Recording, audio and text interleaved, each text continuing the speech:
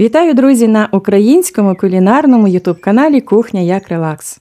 Після зимових холодних днів ми з нетерпінням чекаємо перших по-справжньому теплих промінців сонця, а з ними і першої весняної зелені, квітів, того божого дарунку, який піднімає настрій та покращує самопочуття.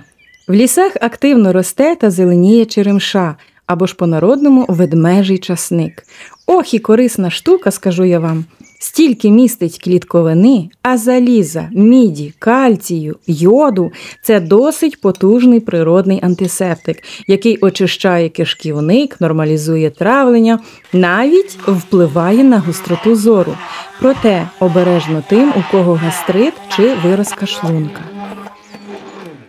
Тож приготуємо сьогодні смачний, ароматний та поживний соус, який не поступиться популярному італійському песто. А для цього нам буде потрібний погружний блендер. Дуже добре, якщо ви володієте таким гаджетом, адже це досить добрий помічник на кухні. Тут вам і соуси, і домашній майонез, і шоколадні пасти, а ще фарш, збивання вершків, спінення молока до кави. Все це зробить блендер від українського бренду Bossa, завдяки потужному двигуну та насадкам, які йдуть в комплекті з блендером.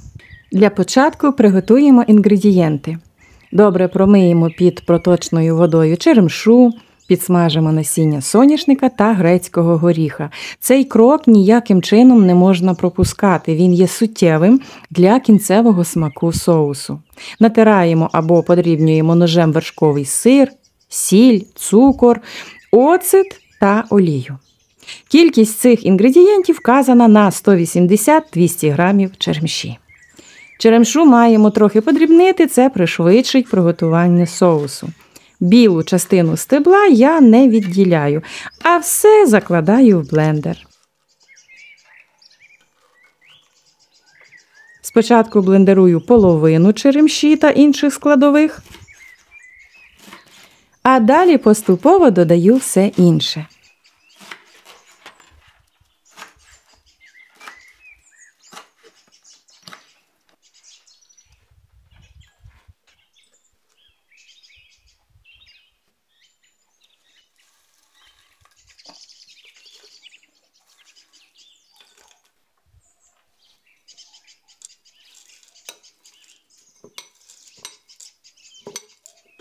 Після додавання всіх інгредієнтів, які я також розділила на половину, я вливаю оцет та олію.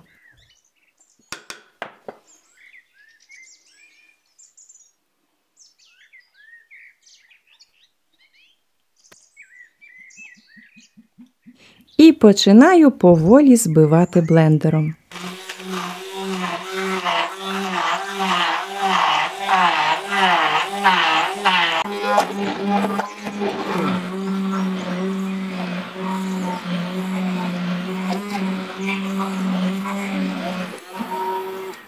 Ось який вийшов яскравий, насичений соус. Про аромат годі й говорити.